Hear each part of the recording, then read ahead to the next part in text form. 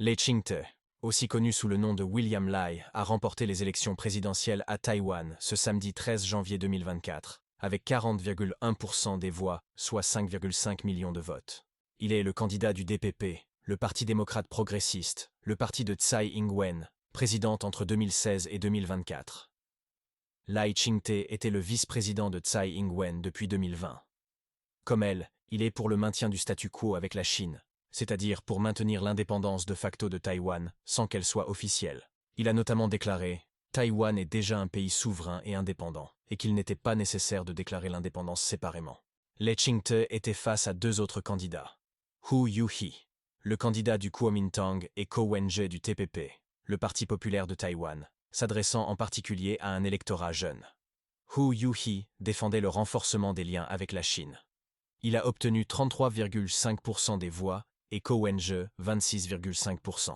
Sur les près de 20 millions d'électeurs, environ 70% ont voté, ce qui est relativement élevé, mais moins qu'en 2020, où 75% des inscrits sur les listes électorales avaient voté.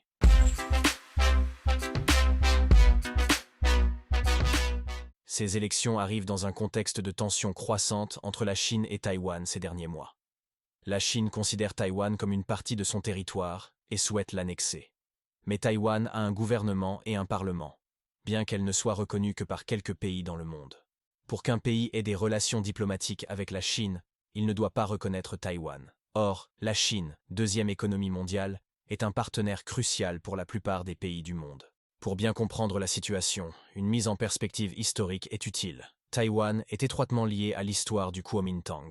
Le Kuomintang est un parti politique créé par Sun Yat-sen en 1912 en Chine. Sun Yat-sen est considéré comme le père de la Chine moderne. Il a fortement participé au renversement de la dynastie Qing, la dernière dynastie chinoise, et à l'émergence de la République de Chine en 1912. En 1927, une guerre civile éclate entre le Parti communiste chinois et le Kuomintang. Le Kuomintang a été vaincu par les communistes de Mao en 1949 et la République de Chine s'est repliée sur l'île de Taïwan, alors que Mao proclamait la République populaire de Chine sur le continent.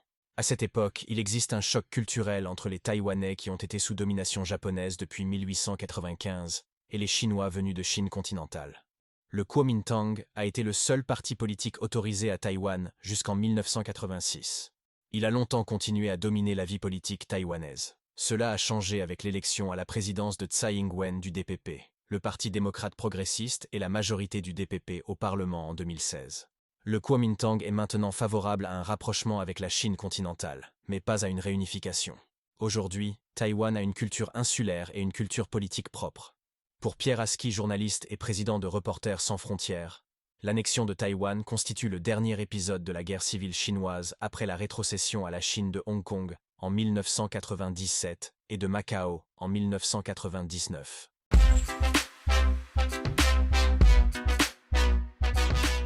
Ce résultat a des conséquences sur la relation entre la Chine et les États-Unis. Taïwan est l'une des principales sources de tensions entre les deux pays. Les États-Unis soutiennent Taïwan. Joe Biden a notamment déclaré être prêt à soutenir Taïwan en cas d'attaque de la Chine.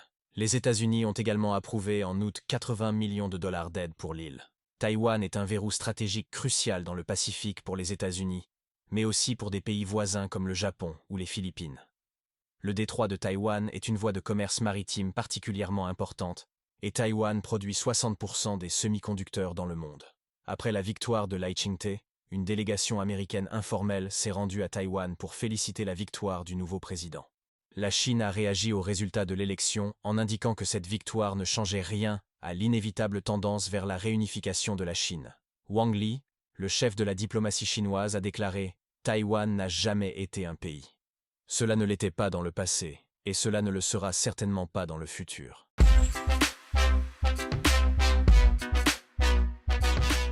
La Chine a utilisé plusieurs méthodes pour essayer de faire pression sur Taïwan et d'influencer le résultat des élections.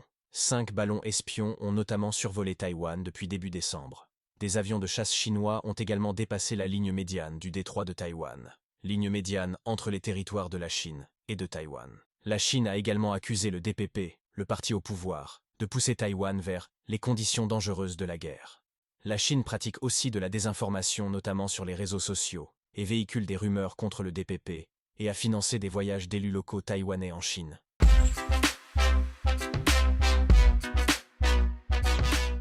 Françoise Nicolas, directrice du Centre Asie de l'Institut français des relations internationales, l'IFRI, indique n'être pas du tout convaincue que ça puisse se faire rapidement. Une « purge massive » a eu lieu dans l'armée chinoise, et pour elle, les conditions ne sont pas favorables à une invasion. Le dirigeant de l'unité des missiles a été changé récemment et cette unité serait la première en œuvre dans une éventuelle offensive de la Chine contre Taïwan. Pour Françoise Nicolas, la Chine pourrait envahir Taïwan pour 3 raisons. Une déclaration d'indépendance, ce qui n'arrivera pas, un accident ou un effet d'opportunité. Les États-Unis de Joe Biden soutiennent Taïwan, mais des élections présidentielles auront lieu le 5 novembre prochain. Si le candidat élu ne renouvelle pas son soutien à Taïwan, cela pourrait présenter un effet d'opportunité pour la Chine. Néanmoins, Taïwan est un partenaire commercial important de la Chine et produit 60% des semi-conducteurs dans le monde. Une éventuelle invasion causerait donc une baisse très importante du PIB chinois. Il est possible que ces considérations freinent la Chine dans ses volontés de réunification.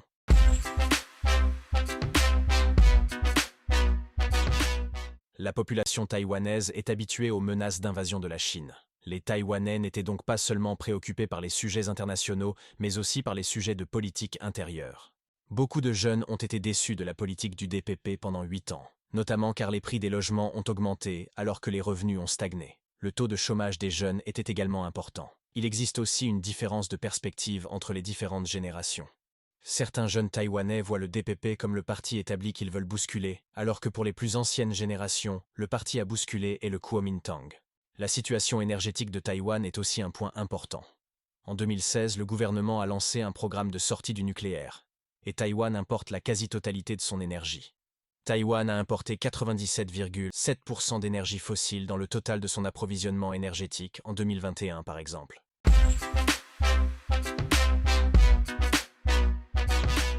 Les élections législatives ont également eu lieu le samedi 13 janvier pour renouveler les 113 membres du Parlement, le Yuan législatif, l'unique chambre de l'Assemblée à Taïwan.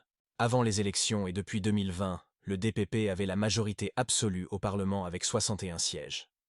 Le parti a perdu sa majorité absolue et occupe maintenant 51 sièges derrière le Kuomintang, qui en occupe 52.